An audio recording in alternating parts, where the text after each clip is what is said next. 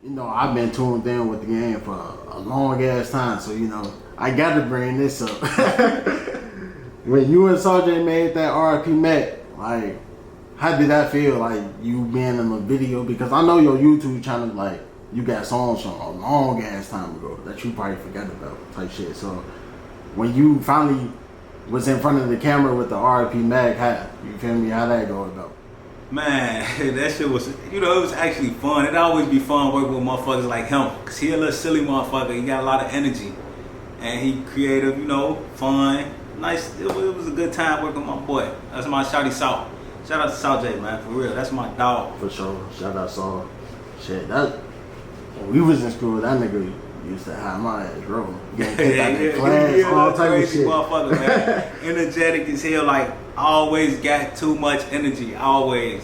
But yeah, he cool as hell, creative, nice, talented and everything. Talented as fuck. Alright, so I don't know if you really want to touch on this, RIP Bob, but how did that affect you pushing yourself with not even just music, life period? How did that affect that?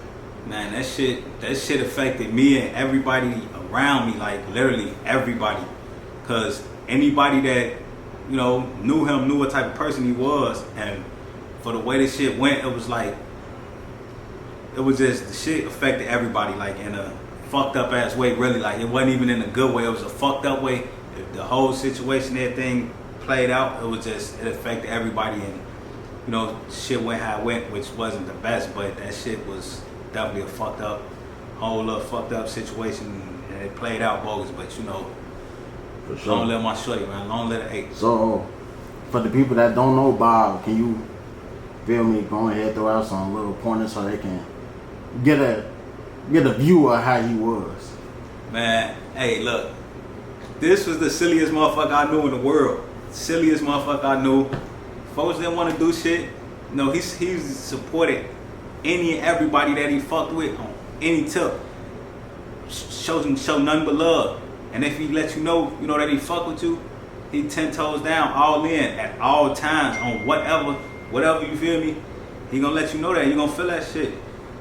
For real, long live the 8. For sure. So, we touch on the little street shit. If you want to, we can come back to it, but I want to get back into the music a little bit. So, what's your goals for rapping? Like, do you want to make it? Like, I'm talking about Drake, Wayne, Jay-Z status? Or do you want to just, you feel me, get to the point where you're comfortable? No, I don't want to get to the point where I'm comfortable, because I don't want to be labeled as just an artist or just a rapper. I want this shit to create generational wealth. Of course I want to, be wealthy, but I want this shit to be more than just that. I want like, whenever the time comes, whenever I leave this bitch, I want everybody that ever stood around me, or everybody that I love, care for, my family, my kids, I want all of them to be straight. I want their kids to be straight. I want everybody to be all the way straight. And that's my whole goal. I mean, of course I want to be, top charts, do all that shit, but I want it to be way more than just that. For sure. So once you get to that point, like, what's your plans outside the rap to really contribute to that?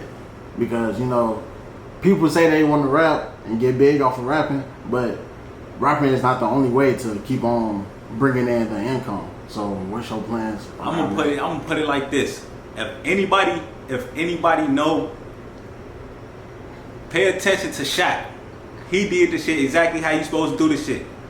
Shaq was hooping. He made millions hooping. His family could have been straight off of that. But once he got done hooping, it didn't stop there. Shaq owned probably 100 businesses right now. That man is gonna be straight for forever. That's what I'm talking about. That's what I mean. That's exactly what I mean. That's what I'm talking about.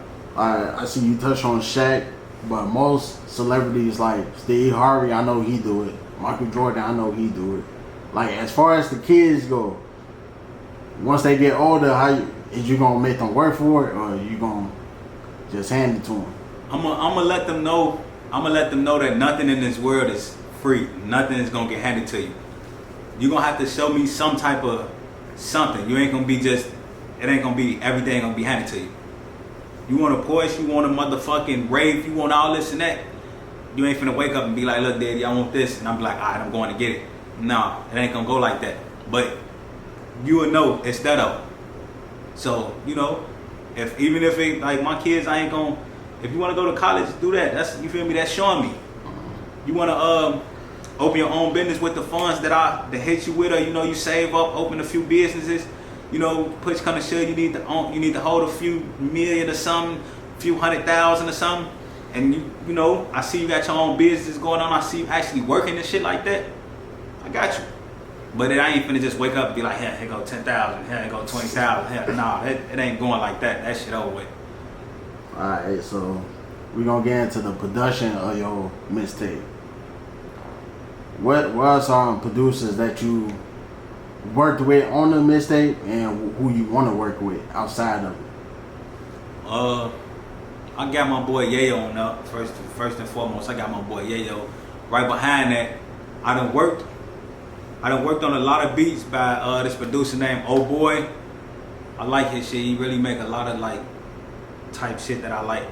Of course, you know I gotta get my boy Taiwan on any. I don't give a fuck when it is. I gotta get my shorty on up. Like that's a must. I don't give a fuck. That gotta happen. Really though, but really I'm just open to working shit. It ain't no specific producers. Like I like other day we was in there with Oz makes some hot ass shit. He do. But you know, if of course I want to work with all the big producers and shit like that. But it's open. It's really open. You know, whoever same with work. Artists. Yeah, it's open. It's open. I'm just not fucking with nobody who I don't fuck with. That's it. That's it. It's open though. You know, I ain't no big head cocky motherfucker. If you want to work, we can work. That's how I'm coming. I'm working. I'm willing to work. That's how I'm coming though. For sure. So explain your lifestyle, like how your lifestyle. Not trying to get into no digging in your pocket shit, but just give us an overall lookout of your day. Like how that go about. My day. I'm gonna be all the way real. And compared to the shit these other people be having going on, not to compare me to nobody, but if you were to look at me, how I live my life, and how the next motherfucker live their life, I'm boring as hell. I don't do shit. I be chilling. If I ain't at the studio or if I ain't putting no plays together with my kids, I'm at home by myself chilling, watching TV. You feel me? I don't be on too much of shit. I'll step out here enough, but I don't be with all that partying. There ain't no reason to go out and just be partying all day and night. Of course, motherfuckers say live your life and all this and that, but I ain't on that type of time. I'm chilling. Like I said, I'm trying to bring this generation wealthy, and I need to be here. For sure. Alright, so touch on that. Your music group, WAWG, how did that come about? Oh shit. You know, just thinking about shit, how shit go, thinking about how shit is. WAWG, we all we got. That's really shit, that's self-explanatory. We really all we got. Shit. And that go beyond music. Yeah, that shit deeper than music, really. It's deeper than music. That shit like a family. You feel me? That shit ain't even a gang and all that other. No, that shit really, we all we got. That's exactly what it is, WAWG.